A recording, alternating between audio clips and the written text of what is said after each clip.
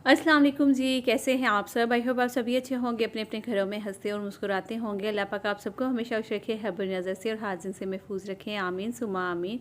तो जी हमेशा की तरह हर मॉर्निंग जो है अब हमारी यहाँ से स्टार्ट हुआ करेगी, जब तक हम लोग यहाँ पे हैं। उसके बाद तो फिर आपको पता ही है, बच्चों को स्कूल भेजना, सुबह की जो मॉर्निंग है वो कुछ अलग टाइप की होगी। अभी तो फ़िलहाल जो है वो मैं यहाँ पे सर पे खड़ी होकर इनको चारा वगैरह अलग अलग इनके सामने रखवा कर फिर साइड पे होती हूँ, क्योंकि मुझे अच्छा लगता है कि जब तक मैं इनको देख ना लूँ कि हाँ माशाल्लाह पेट भर के जानवर जो हैं वो खा रहे हैं। क्योंकि आसिफ मुझे कई दफ़ा हंसते हैं, कह रहे देखो अपनी जब पैसे थोड़े बहुत लगते हैं ना किसी भी चीज़ पे, तो फिर इसी तरह तकलीफ़ होती है। तो बस अल्लाह ताला जो है वो खैर बरकत अता फरमाए हमारे इस कारोबार में। अल्लाह करे कि ये जो कैटल फार्म आप देख रहे हैं ये दिन दुगनी रात चुगनी तरक्की अता फरमाए और इसमें बहुत सारे जानवर आ जाएँ, आमीन सुमा आमीन। अच्छा जी, आपको पता ही है जैसा कि शहर की ज़िंदगी बहुत ही अलग होती है। गाँव में आने के बाद हमारे जो रंग हैं वो सबके ही, मेरे नहीं बच्चों के सबके ख़राब हुए हुए हैं। तो मेरी नंदर में बैठे हुए थे, हम लोग अपने फेस पे लगा रहे थे अभी कुछ ऐसे ही, बस सोचा कि चलो थोड़ी सी मुँह की ज़रा हिफाजत कर ली जाए। तो फिर बच्चे भी आ गए कि मामा हमारे मुंह पे भी लगा दो, हमारे मुंह इतने ख़राब हो रहे हैं। तो मैं इनको मना कर रही थी, लेकिन ज़बरदस्ती बच्चों ने अपने मुंह पे भी लगवा लिया था। खैर फिर उसके बाद हमें जाना था ज़रा काम से कहीं, तो मैं बाहर आई तो आसिफ गए हुए थे कहीं शॉप पे, चीज़ें वगैरह लेनी थी। तो यहाँ पे एक भाई आए कि बाजी ये ले लें तकियों के गिलाफ जो है। तो मैंने कहा कि नहीं, इनका कलर ख़राब हो जाएगा, ये जो धागा लग रहा है या कपड़ा ख़राब हो जाएगा। कपड़ा बिल्कुल हल्का सा लग रहा था, लेकिन वो भाई कह रहे थे बाजी गर्मी बहुत ज़्यादा और ये आप ले लें प्लीज़। ये वो ज़बरदस्ती के मतलब कि वो कपड़े, ये मुझे जो गुलाफ है वो देना चाह रहा था।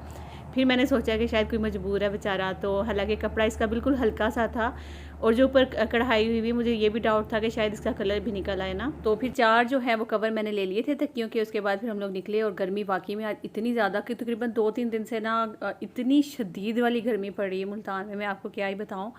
मतलब बिल्कुल हवा नहीं थी, बहुत बस घुटन सी हो रही है, बारिश भी नहीं हो रही है। शुरू शुरू में तो हम लोग बड़े खुश हुए जब यहाँ पे आए थे कि मौसम बड़ा अच्छा है, तो बारिशें भी हो रही थी हर दूसरे तीसरे दिन। मैं समझी शायद ऐसा ही वेदर रहता होगा यहाँ पे ना, लेकिन नहीं यार, यहाँ भी इतनी शदीद वाली गर्मी पड़ती है। तो बस अब हमारी वापसी भी है जल्दी इंशाल्लाह। बस आप लोग दुआ में हमें हमेशा याद रखिएगा। लास्ट व्लॉग जो मैंने अपलोड किया था, आप लोगों ने जिन्होंने भी कमेंट्स किए हैं, जिन्होंने मुझे अच्छी अच्छी दुआएं दी हैं, अल्लाह पाक आप सबको भी बहुत ज़्यादा खुश रखे, बहुत ज़्यादा नवाजे। जो किसी की खुशी में खुश होते हैं या फिर उनको दुआएं देते हैं, तो बस दिल से उनके लिए भी दुआएं निकलती हैं।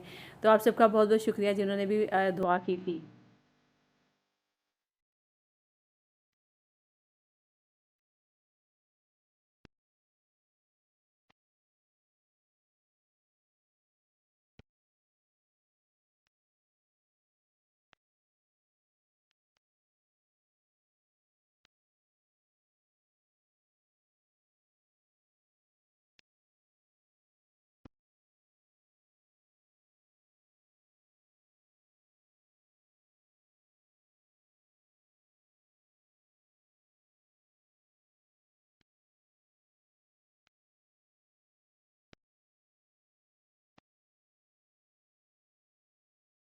तो भाई जब इतनी टाइट वाली गर्मी पड़ रही हो और आपका ठंडी ठंडी आइसक्रीम या फिर फ्रेश जूस पीने का दिल करता है या नहीं, आप लोग कमेंट करके बताइएगा। भाई गर्मी इतनी ज़्यादा थी, मैंने आसिफ को बोला इसकी जल्दी से आइसक्रीम ले आए, ठंडी सी वो खाते हैं।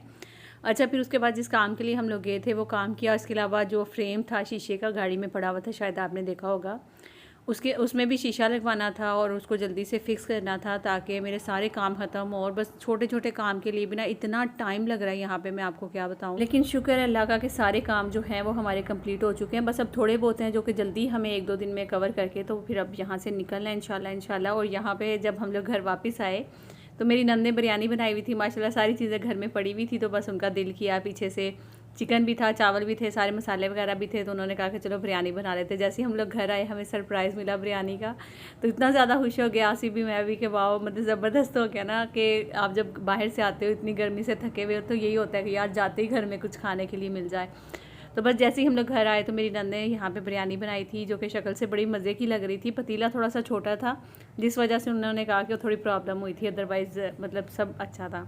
तो बस अब जल्दी से खाना खाते हैं। तो भाई मेरी जो नंद है उन्होंने साथ ही रायता सलाद भी बना के रखा हुआ था बिरयानी के साथ साथ। तो हम बड़ा खुश हुए देख कर के माशाल्लाह बाजी ने पूरी तैयारी लगाई हुई थी खाने की। तो बस आइए आप भी हमारे साथ।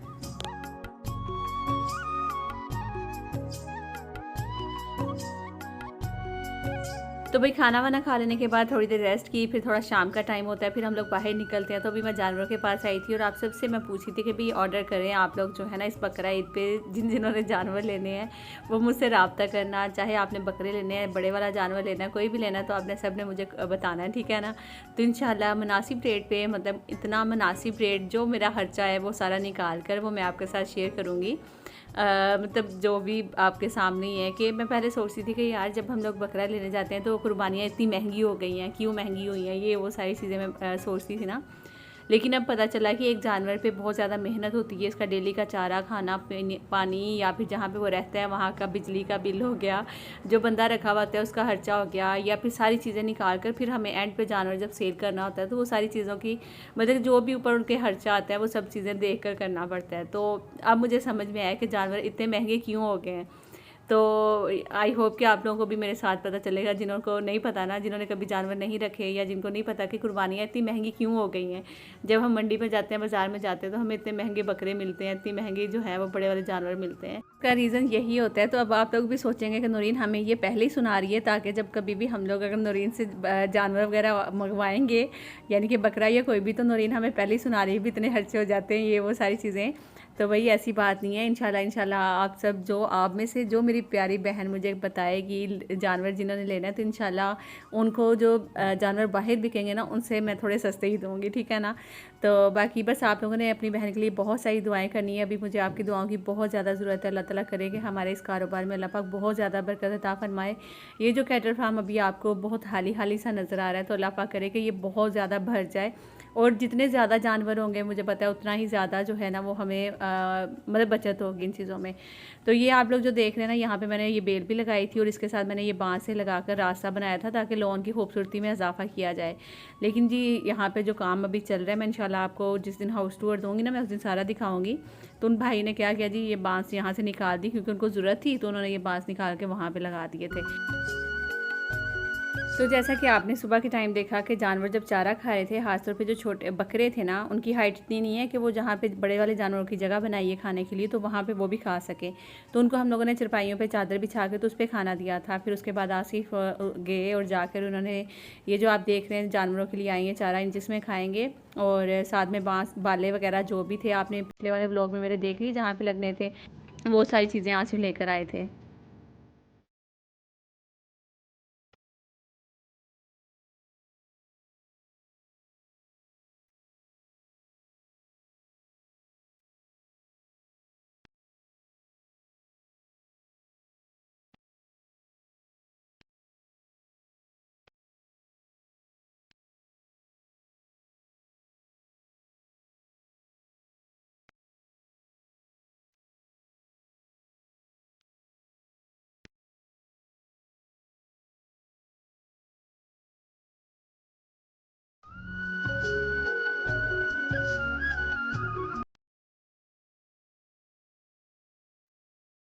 तो जी बस अब हमारा कराची वापसी का भी जल्दी का प्रोग्राम है, तो इसलिए अब लास्ट टाइम है, तो जो कहीं रह के थे, जहाँ हम लोग अभी तक नहीं गए, जो ज़रूरी था मिलना भी था उनसे, यानी कि जो आसिफ की बहन है इधर, तो वो काफ़ी दफ़ा हमारे कैटल फार्म पे भी आई हैं, आप सबको पता ही है। तो बस अभी उनके लिए हम लोग जा रहे थे कि फटाफट अब वहाँ चलते हैं, क्योंकि फिर आपको पता ही है कि अगर नहीं जाएंगे तो फिर वो नाराज़ हो जाएंगी। तो बस बड़ी समझ लें कि मसरूफ़ ज़िंदगी में से हम लोगों ने थोड़ा सा टाइम निकाला और आज वहाँ के लिए निकल रहे थे।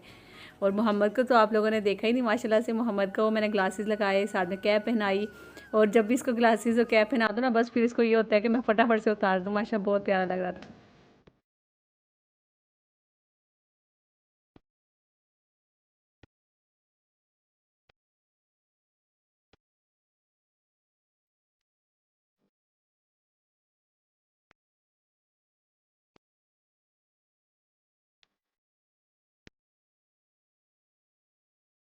अच्छा, मुझे ना आप लोगों से एक और बात शेयर करनी थी, जिसकी वजह से मैं इतनी परेशान हूँ। आप बिलीव करें कि आप मेरे पहला तो जूड़ा चेक करें, पहले यही जूड़ा मेरा इतना बड़ा होता था, जिस दिन से मैं यहाँ पे आई हूँ तो मेरे इतने हेयर फॉल हुआ है ना, इतना ज़्यादा कि बाकायदा जब मैं कॉम करती हूँ ना, आप बिलीव करेंगे बच्चे कहते हैं मामा आपने कटिंग की है, मतलब इतना ज़्यादा बाल मेरा निकल रहा है ना, मैं आपको क्या ही बताऊँ।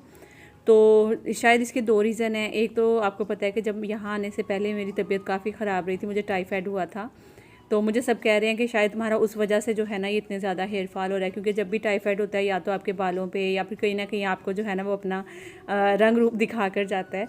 और दूसरा जो है मुझे लग रहा है कि मेरा पानी जो एकदम चेंज हुआ है कराची से मैं यहाँ पे आई हूँ। हालांकि मैं पंजाब मम्मी के घर तो जाती रहती हूँ, तो वहाँ पे तो मेरे इस तरह से बाल नहीं झड़ते हैं, लेकिन यहाँ आने के बाद मेरे इतने, मैं किसी दिन इंशाल्लाह अब तो बिल्कुल ही झड़ गए, बिल्कुल ख़त्म हो चुके हैं एक तरह से बाल, जो मेरे असली वाले बाल थे ना काले वाले। और अभी जो पीछे आप देख रहे हैं ना गोल्डन से बाल, मैं कहती हूँ बस वही रह गए हैं बालों में। बाकी जितने मेरे ब्लैक कलर के बाल जो फ्रेश मेरे जो बाल थे ना वो सारे निकल गए और इस तरह से निकले हैं कि मैं आपको बता नहीं सकती हूँ। मेरे यकीन करें कि मैं जब बाल अपने देखती हूँ ना ज़मीन पे, तो मुझे इस तरह लगता है जैसे किसी ने कैंची से मेरे बाल ना अंदर से काट दिए थे और मैं कंघा करती हूँ ना, वो सारे बाल मेरे नीचे पड़े होते हैं। तो मुझे बहुत ज़्यादा दुख होता है यार इन सब चीज़ों को देख के। हाँ, आप लोग ये भी कहेंगे शायद मे भी नूरी नज़र लग जाती है, नज़र भी बरहक है। दूसरा जो है शायद टाइफाइड का असर है या फिर यहाँ पानी चेंज होने का। वैसे आप लोग मुझे बताइएगा कि क्या रीज़न है, या फिर अगर कोई इसको रोकने का कोई टोटका है तो प्लीज़ वो मेरे साथ ज़रूर शेयर करें। मैं बहुत ज़्यादा टेंशन में हूँ।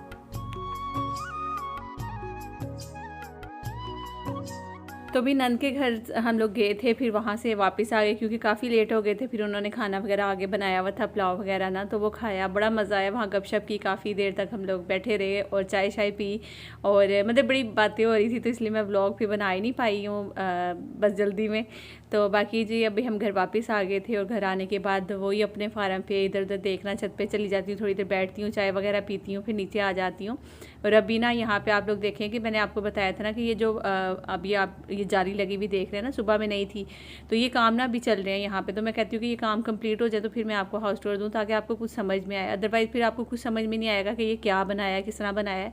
और अगर ये नहीं भी कंप्लीट हुआ, क्योंकि हमारा वापसी का टाइम हो जाएगा, तो अभी तक काम जो है वो चल रहा है। तो फिर इंशाल्लाह जब मैं नेक्स्ट टाइम आऊँगी ना, तो फिर मैं आपके साथ ज़रूर शेयर करूँगी। और आप लोगों के कमेंट्स आते हैं कि आप अम्मी की तरफ नहीं गई हैं, अम्मी की तरफ कब जाएंगी। तो मैं आपको बता दूँ कि अभी 2 महीने बाद मेरे भाई की शादी आने वाली, छोटे वाले की, तो वो शादी अटेंड करने मुझे फिर जाना पड़ेगा। तो इसलिए मैं अभी नहीं जा रही, मैं जब भी जाऊँगी। अभी फिर आपको पता है डेली जाना आना भी आसान नहीं होता, तो फिलहाल तो अभी यहीं पर हमारे बहुत ज़्यादा खर्च हो। फिर अगर मैं उधर चली जाती हूँ तो आपको पता है फिर उधर भी जाते हुए मेरा जाहिर सी बात है अच्छा खासा वाला खर्च होगा। फिर मैं वापस आऊँगी, कराची जाऊँगी, कराची जाकर फिर शादी की तैयारियाँ आगे शुरू करनी, शादी की शॉपिंग शुरू हो जाएगी।